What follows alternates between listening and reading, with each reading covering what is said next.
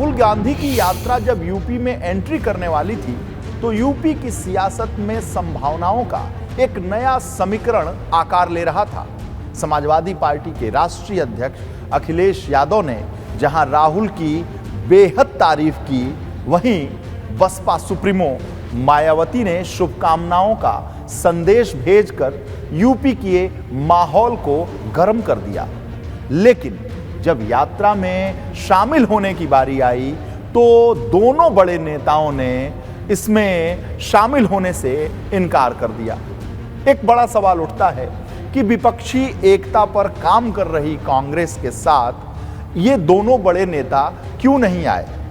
क्या विपक्ष राहुल गांधी के साथ खड़ा होना नहीं चाहता या पिक्चर अभी बाकी है?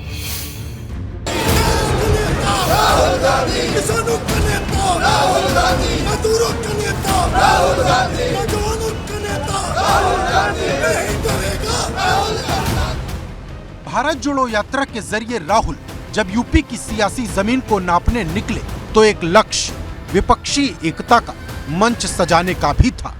3 दिन तक राहुल यूपी में रहे और सबको इसी बात का इंतजार था कि राहुल की इस यात्रा के खास मेहमान कौन कौन होंगे। क्या अखिलेश यादव इस यात्रा में शामिल होंगे? क्या मायावती अपने कदम आगे बढ़ाएंगी? और क्या यूपी के बाकी क्षेत्रीय दल राहुल के साथ कदम ताल करते दिखाई देंगे? दरअसल कांग्रेस की तरफ से एनडीए के दलों को छोड़कर यूपी के लगभग सभी दलों और बड़े नेताओं को यात्रा में शामिल होने का न्योता दिया गया था। लेकिन कांग्रेस की कोशिश को झटका तब लगा जब कोई भी बड़ा क्षेत्रीय नेता इस यात्रा में शामिल नहीं हुआ। क्या अंधेरे में तीर चला रहे हैं कि आगे 2024 में कोई नया गठबंधन बन जाए, हमें सीटें मिल जाएं, गठबंधन के नाम पे हम चुनाव जीत जाएं।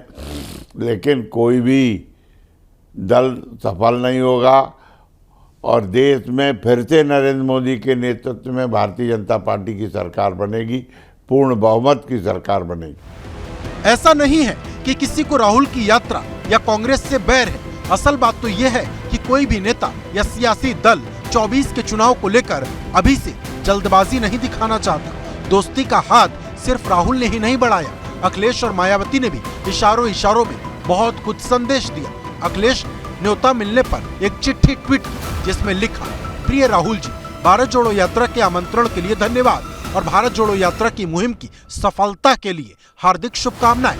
भारत भौगोलिक विस्तार से अधिक एक भाव है जिसमें प्रेम, अहिंसा, करुणा, सहयोग और सौहार्द वो सकारात्मक तत्व हैं जो भारत को जोड़ते हैं। आशा है ये यात्रा हमारे देश की इसी समावेशी संस्कृति के संरक्षण के उद्देश्य से अपने लक्ष्य को प्राप्त करेगी। अखिलेश ने राहुल के नाम ये चिट्ठी 2 जनवरी को लिखी थी, यानी यात्रा के यूपी में दाखिल होने से एक दिन पहले। लेकिन यात्रा में न तो अखिलेश पहुंचे और न ही उनका कोई सिपाही। ऐसा ही एक ट्वीट मायावती ने भी किया था जिसमें उन्होंने लिखा, भारत जोड़ो यात्रा के लिए शुभकामनाएं। राहुल गांधी द्वारा इस यात्रा में शामिल होने की लिखी गई चिट्ठी के लिए उनका धन्यवाद। यानी मायावती ने शब्दों का इस्तेमाल भले कम किया लेकिन राहुल की जुबान को खाली नहीं जाने दिया। हालांकि दोनों नेता यात्रा से दूर रहे, इसके भी कई सियासी मायने निकाले जा रहे हैं। कांग्रेस की जो दोहरी नीति है, कांग्रेस ने शुरू में ही कहा कि हम जो है ये हमारी राजनीतिक यात्रा नहीं है, भारत जोड़ो यात्रा है। लेकिन आज कांग्रेस के लोग जो है जब इनकी यात्रा में कोई किसी तरीके का कोई हलचल दिखाई नहीं दी तो कांग्रेस के लोगों ने अपने पैटर्न को बदला, अपनी नीति को बदला और उन्होंने राजनीतिक लोगों को आमंत्रण दिया कि आप हमारी यात्रा में आइए। तो ऐसे दोहरी नीति, दोहरे चरित्र के लोगों की यात्रा में कौन शामिल होगा? देखिए, हम तो पार्टी से बंधे हुए, जो बहन जी का आदेश होगा वही करेंगे। नहीं, देखिए, हमने अपना काम किया, हमने सबको बुलाया। अब उनको निश्चित तौर से सहयोग करना चाहिए, आगे आना चाहिए था। हमारा जो कर्तव्य था, फर्ज था, सबको इन्विटेशन देना, बुलाना, वो हमने किया। सवाल यह है कि क्या 2024 को लेकर सियासी महत्वाकांक्षा एक दूसरे के बीच दीवार बनकर खड़ी हो गई है? क्योंकि कांग्रेस और सपा बसपा के बीच शुभकामनाओं और सफलता की बधाई का दौर तो खूब चला, लेकिन कोई भी नेता राहुल के साथ खड़ा होने को तैयार नहीं हुआ। अखिलेश नहीं आए तो कांग्रेस के कुछ नेताओं ने उन पर हमले भी शुरू कर दिए। इतिहास जब सवाल करेगा अखिलेश यादव जी से और पूछेगा कि जब देश में एक व्यक्ति किसान, नौजवान, गांव, गरीब, खेत खलियान, महंगाई, बेरोजगारी के सवाल पर कन्याकुमारी से कश्मीर तक सड़कों पर चला था, ठंड में चला था, ठिठुरन में चला था, लोगों के साथ चला था, संघर्ष के रास्ते पर चला था। उस समय आप कहाँ थे? आप विपक्ष की बात अगर करते हैं तो मुझे तो कांग्रेस के जो नेता हैं वो भी इस यात्रा से बचते हुए दिखाई दिए। कांग्रेस के जो अक्सर बड़े नेता दिखाई देते हैं वो यात्रा से दूरी बनाए हुए हैं और कांग्रेस अपनी जो पार्टी है उसी को नहीं जोड़ पा रही है।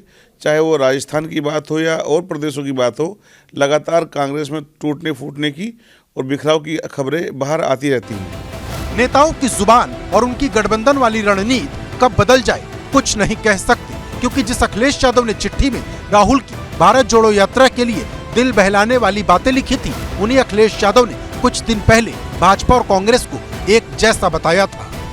हमारी पार्टी का सिद्धांत अलग है, भारतीय जनता पार्टी और कांग्रेस दोनों एक हैं।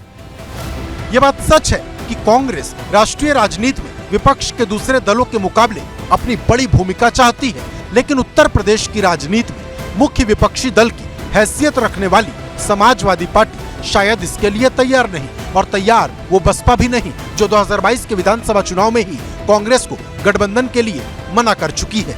ऐसे में राहुल की कोशिशें कितनी कामयाब होंगी, इस पर बड़ा प्रश्न चिन्ह है। Bureau report, ABP Ganga.